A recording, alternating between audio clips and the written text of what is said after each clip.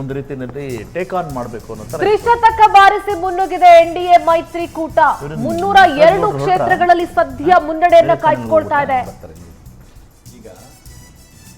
ಮೋದಿ ಅವರ ಭವಿಷ್ಯ ನಿಜವಾಗುತ್ತಾ? ಮೋದಿ ಗ್ಯಾರಂಟಿನ, ಕಾಂಗ್ರೆಸ್ ಗ್ಯಾರಂಟಿನ? ತ್ರಿಶತಕ ಬಾರಿಸಿ ಎನ್ಡಿಎ ಮೈತ್ರಿಕೂಟ ಮುನ್ನುಗ್ತಾ ಇದೆ. ಮೋದಿಜಿಯವರು 302 ಕ್ಷೇತ್ರಗಳಲ್ಲಿ ಸದ್ಯ ಎನ್ಡಿಎಗೆ ಮುನ್ನಡೆ ಅನ್ನುವಂತಹ ಮಾಹಿತಿ ಸಿಗ್ತಾ ಇದೆ. ಮೋದಿಜಿಯವರು ಈ 400 ಇಸ್ ಪಾರ್ ನಾನು 400 ಪಾರ್ ಅಂತ ಹೇಳಿದ ಸಂದರ್ಭದಲ್ಲಿ ಖರ್ಗೆ ಅವರು ಕೂಡ ಅದನ್ನು ಒಪ್ಕೊಂಡಿದ್ರು ಅನ್ನೋ ಒಂದು ವಿಚಾರ ಲೋಕಸಭೆಯಲ್ಲಿ ಅದು ಪ್ರಸ್ತಾಪ ಆಗಿತ್ತು. ಅಂದರೆ ಇದು ಚುನಾವಣೆಗೆ ಮುನ್ನವೇ ಕಾಂಗ್ರೆಸ್ ತನ್ನ ಸೋಲನ್ನು ಒಪ್ಕೊಂಡ್ಬಿಟ್ಟಿತ್ತು ಅವರಿಗೆ. ಕಂಗನಾ ರನಾವತ್ ಸರ್ ಮುನ್ನಡೆ ಮಂಡಿ.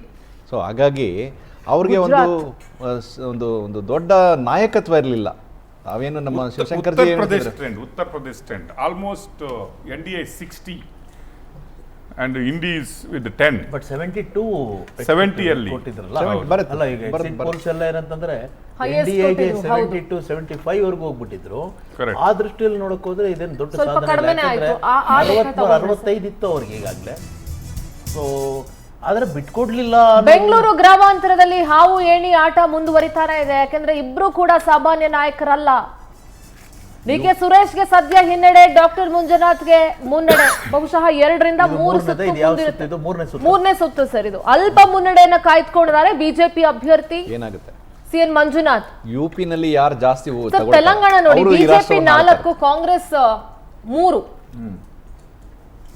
ಸರ್ ತೆಲಂಗಾಣದ ಟ್ರೆಂಡ್ ಬಗ್ಗೆ ಏನ್ ಹೇಳ್ತೀವಿ?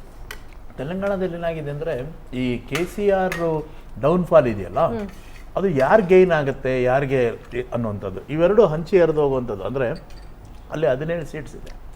17 ಸೀಟಲ್ಲಿ ಇವರು TRS ಆಗ TRS ಇತ್ತು, ಈಗ BRS. ಅವರು ಎಷ್ಟು ಸ್ಟ್ರಾಂಗ್ ಆಗಿದ್ರು ಅಂತಂದರೆ 11 ಗೆದ್ದಿದ್ರು.